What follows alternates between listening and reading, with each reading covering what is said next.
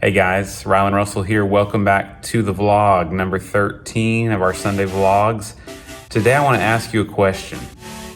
Is doing all of this work for church online really worth it? Let's go.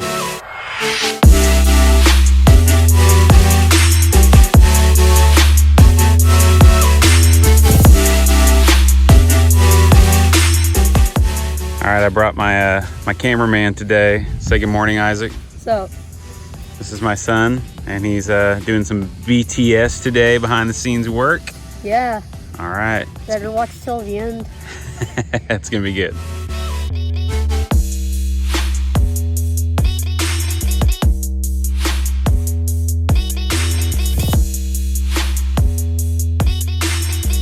All right, so last minute Sunday morning updates. We got some 5-pin to 3-pin DMX adapters that we had to steal off of our Hazer, which I'll do a video on soon.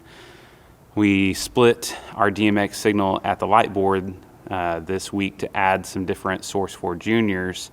And so I had to steal this. These came from Amazon just in time to make sure it works for this morning.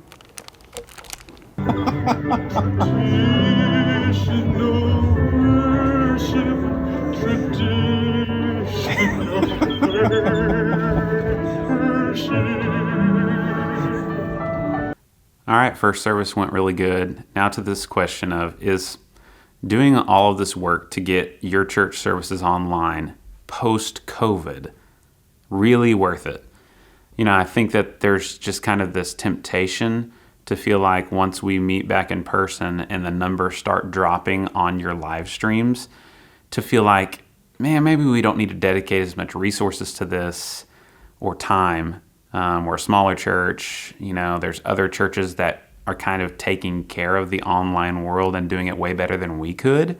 So why should we do this? And spoiler alert, yes, I do think it's very worth it. And I'll share some reasons with you right now. All right, so reason number one is that all of your online content is your first impression.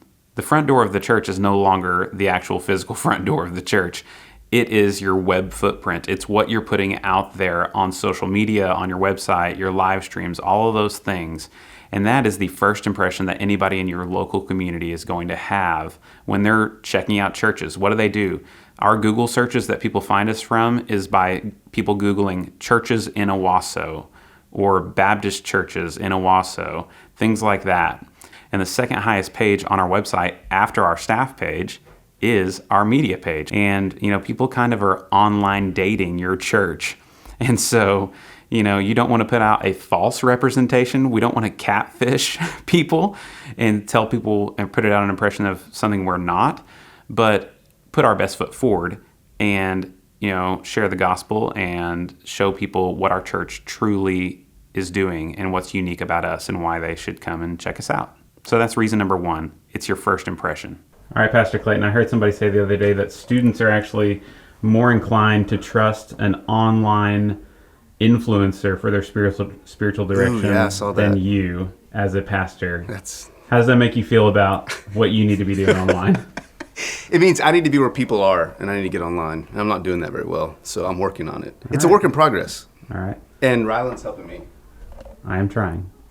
No, the question is church online worth it for our church? What do you think? Yes, it is, because we will, without it, with how the church is trending. Okay, but students don't care about church online, really.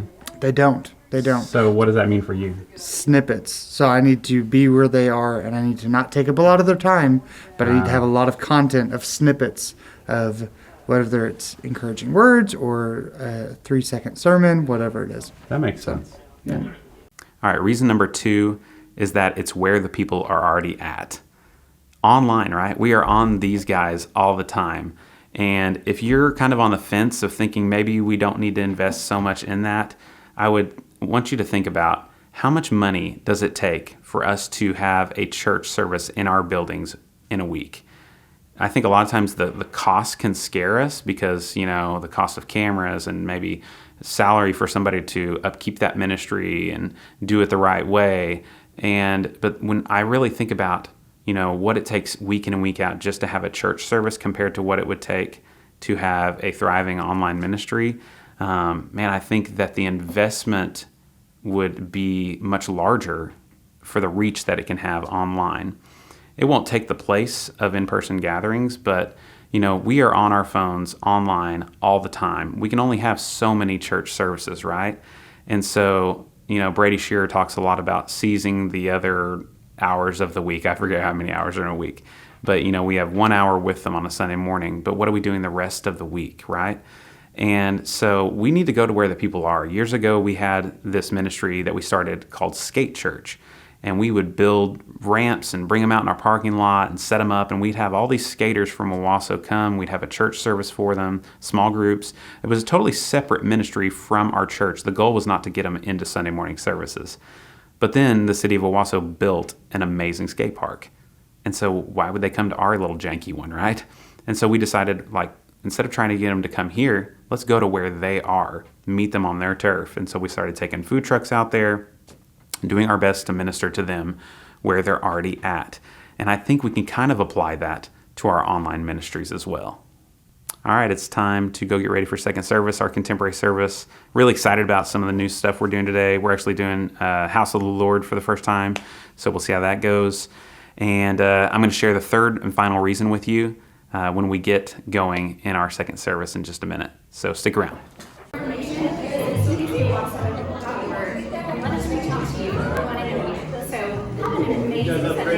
All right, so point number 3 is this as we get ready for our 1045 service. You never know who is watching. We have a lot of lurkers, I feel like, in our stream.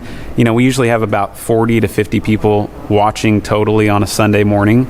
But this guy right here, Matthew, he is a product of point number 3. Matt, how long did you watch church online before you showed up in house? Over 6 months. Wow, 6 months. Okay, and so you started watching when COVID hit. Yeah. And then today, he's actually shadowing one of our guys on the tech team. Yeah, absolutely. It was a great opportunity for us to witness the church, experience the church as we made a transition in life, moving, and then also as COVID was winding down a little bit in our area. Yeah. So, but yeah. That's awesome. So see, you just never know what God's doing with what we're putting out there. We put out the seed and he chooses where it falls. And so that's point number 3. Don't give up because you never know who's watching. 'Cause he hung upon that cross, then he rose up from the grave. My God, still rolling stones away. There's joy in the house of the Lord. There's joy in the house of the Lord today. And we won't be quiet. We shout out your praise. There's joy in the house of the Lord. Our God is surely here in this place.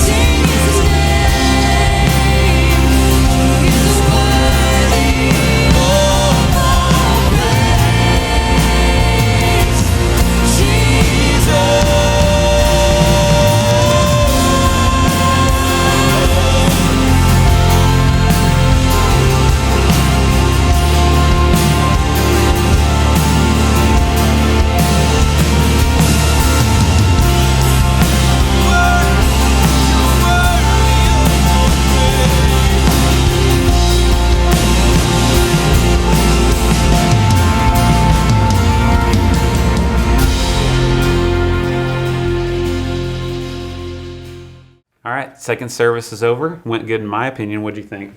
I think it was pretty awesome. Pretty awesome. All right. Did you have fun being a photographer today? Oh, yeah. Show I us your did. badge here. Very nice. Official. He's official, Yeah. guys. I'm official. All right. I'm going to wake up at 5 in the morning every day. Are you tired? No. No. All right. Let's read some comments from the last vlog. Okay. All right. So we got this guy from Church Front that I was on their podcast. You remember them? Mm-hmm. They said, haha, man, that thumbnail. They're talking about the geriatric millennial thumbnail. Oh, yeah. You know, we have all of those walkers and wheelchairs in our church, and I thought I'd finally put that to good use. Yeah. So Dustin Thompson, he says, best guy out there. I agree with you, and I'm also a geriatric millennial that still loves being a student pastor. Hey, keep up the great work, Dustin. You're doing a really good job. Let's see. What else do we got on here? Crazy-eyed pastor. I like that username. Oh, yeah, that is a very good username. Can I read this Read one? this one too. Hold on. Which one? Read this one right here. Okay. The last point is stellar, and as a POWW, those conflicts were one of the things that helped me become a pastor. What are the glowing lights in the background of your stage? Hey, thanks, man. POWW, a prisoner of worship wars, if you missed that vlog. And the glowing lights in the background of the stage, I did a full stage design walkthrough on my channel that I'll link to in the description. He's probably talking about those big wash tubs that have the Edison bulb in the middle. Yeah. All right, let's read one more. Brent Mays, he says, I like the pew in the office. Yes, this pew I got off Facebook Marketplace. It's definitely the most uncomfortable pew I've ever sat in my life. But all right, guys, vlog number 13. Cut.